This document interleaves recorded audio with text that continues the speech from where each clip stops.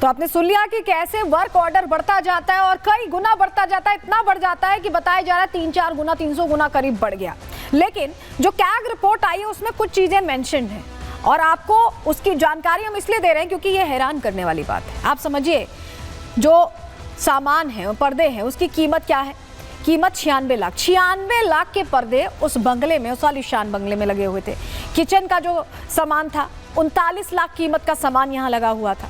इसके अलावा जल्दी जल्दी हम आपको प्राइस टैग बता रहे हैं उन चीज़ों का जो सीएम साहब रह चुके हैं अरविंद केजरीवाल के घर में लगा था। टीवी कंसोल जो लगा था 20.34 लाख का लगा था। इसके अलावा जिम उपकरण लगे थे, जिम का पूरा सेटअप था 18.52 लाख का ये पूरा सेटअप था। वहीं कारपेट जो बिछाई गई थी, सिल्क कारपेट थी और 16.5 लाख के आसपास इसकी कीमत आकी गई। मिनी बार भी था और इसकी कीमत थी 4.80 लाख, यानी करीब करीब 5 लाख। संगमरमर जो बिछाए गए थे, अलग अलग पत्थरों से सजाया गया था, 66.89 लाख थी और इसको तो कहीं बाहर से मंगाया गया था, ये भी जानकारी मिली थी। फ्लोर की जो टाइल्स थी उनकी कीमत 14 लाख रुपए बताई जा रही है। तो ये तो पूरा वही खाता है जो 33.6 करोड़ की बात हो रही है, वो पूरी तरह से समझ में आ रहा है कि कैसे कहाँ खर्च हुए और कितने खर्च हुए। और सबसे बड़ी बात आप ये समझिए कि ये जो खर्चा है ये अब रिपोर्ट के जरिए पूरा सामने आ गया है। लेकिन ये जो जांच हो रही है, लंबे समय से देखिए यहाँ सवाल उठ रहे थे और कई पैमानों पर ये जांच चल रही थी। दिल्ली सीएम के बंगले पर पहले से ही विवाद शुरू हो गया था और 2023 में सीबीआई ने यहाँ पर एफआईआर इसको लेकर दर्ज की थी। आप ये समझिए 1 साल पहले ये एफआईआर दर्ज हुई और उसके बाद कैग भी रेनोवेशन मामले में जांच करने लगा। कैग जांच कर रहा था और उसमें रिपोर्ट तैयार हुई। गिरीश चंद्र मुर्मू ने ये कैग रिपोर्ट तैयार की और बीजेपी विधायक विजेंद्र गुप्ता ने भी इसको लेकर एलजी से शिकायत की थी, पत्र लिखा था। एलजी ने भी रेनोवेशन मामले की जांच के आदेश यहां दे दिए थे। पीडब्ल्यूडी के 3 इंजीनियर इस मामले में निलंबित भी किए गए थे क्योंकि पीडब्ल्यूडी ने धड़ाधड़ जो वर्क ऑर्डर बढ़ाया जा रहा था उसको सैंक्शन कर दिया था और धड़ाधड़ यहाँ पर काम शुरू होता रहा और इतना काम हो गया कि बिल करोड़ों में पहुंच गया। जितना अनुमान किया गया था उससे कई गुना ज्यादा। अब देखिए हुआ क्या कि शराब घोटाले को लेकर कैसे आम आदमी पार्टी पूरी तरह से घिरी हुई थी, आपको पता है। लेकिन अभी चुनावी मौसम में कई योजनाओं का ऐलान किया गया। संजीवनी योजना, महिला योजना, ये तमाम योजनाएं जब सामने आई तो अब कहीं ना कहीं शराब घोटाले वाली चर्चा लुप्त हो गई थी। शीश महल का जिक्र नहीं आ रहा था। लेकिन अब कैग रिपोर्ट के आने के बाद फिर से भ्रष्टाचार पर आम आदमी पार्टी सरकार घिरती दिख रही है। रिपोर्ट इसी से जुड़ी दिखा रहे हैं।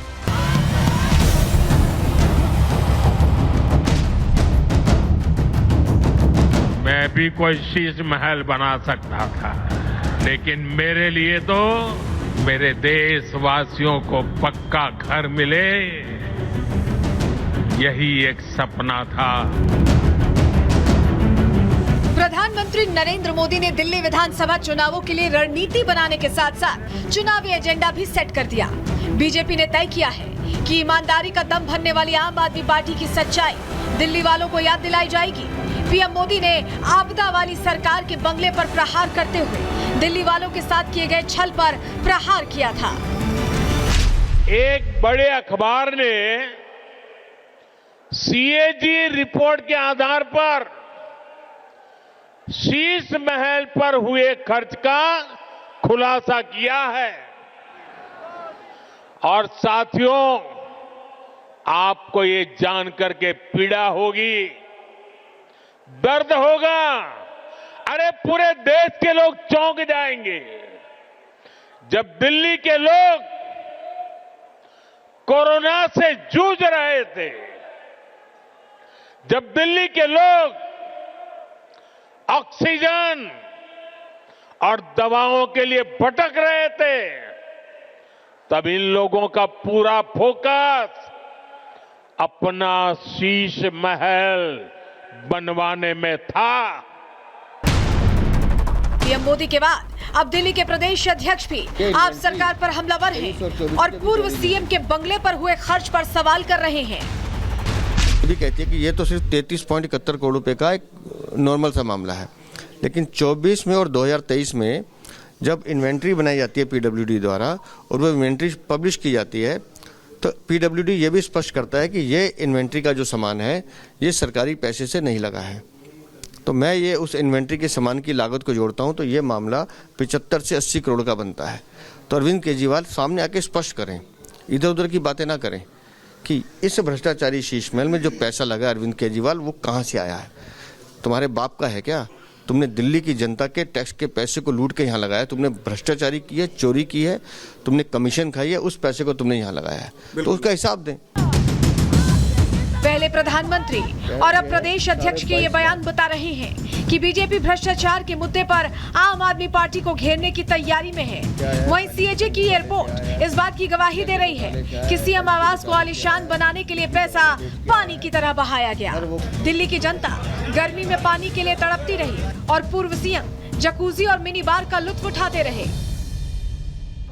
खराब घोटाला हुआ, इसमें तो बाधा आना चाहिए। आपका जमुना में जो बाढ़ आया, जमुना का साफ सफाई नहीं हुआ, तो प्रधानमंत्री जी ने सही बोला है, ये आपदा का सरकार को हटाना है।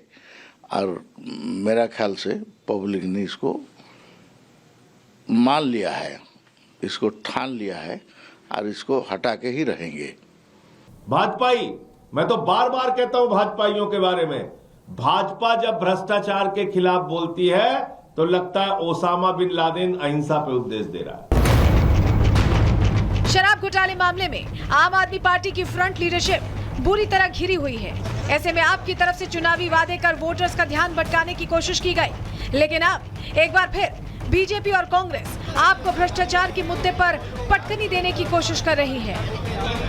आम आदमी पार्टी पूरी तरह से चुनाव हारेगी और जो वो शीश महल बना, जिस शीश महल के अंदर करोड़ों रुपए का जनता के टैक्स का पैसा लगाया गया, इसमें कोई आश्चर्य की बात नहीं है कि उन्होंने अपने लिए ऐशो आराम के लिए बार बनाया। इससे और जिसे कहना चाहिए कि छोटी बात किसी सीएम के घर में नहीं हो सकती है। और ये पूरे दिल्ली की जनता का पैसा था, दिल्ली की जनता इस बार उनको माफ नहीं करेगी। जो शीश महल है ना, वो एक तरीके से स्कैम का अड्डा है, वो एक तरीके से विटनेस है केजरीवाल जी के करप्शन का। तो जब केजरीवाल जी पे चार्जेस तय होने शुरू होंगे ना, उस समय इस शीश महल में इन्वेस्टिगेशन होगी, उस जगह को सील करके रखने चाहिए। और वो एविडेंस है एक बहुत बड़े स्कैम का, ताकि कल जब उनके खिलाफ कार्रवाई हो तो ये ना बोल पाए कि अंदर सीम स्टोन स्विमिंग पूल था ही नहीं साहब। दिल्ली का चुनावी रण त्रिकोणीय है। ऐसे में देखना ये होगा कि आम आदमी पार्टी इन सियासी हमलों पर पलटवार और वोट बैंक को साधे रखने में कितनी कामयाब हो पाती है। Bureau report, Republic Bharat.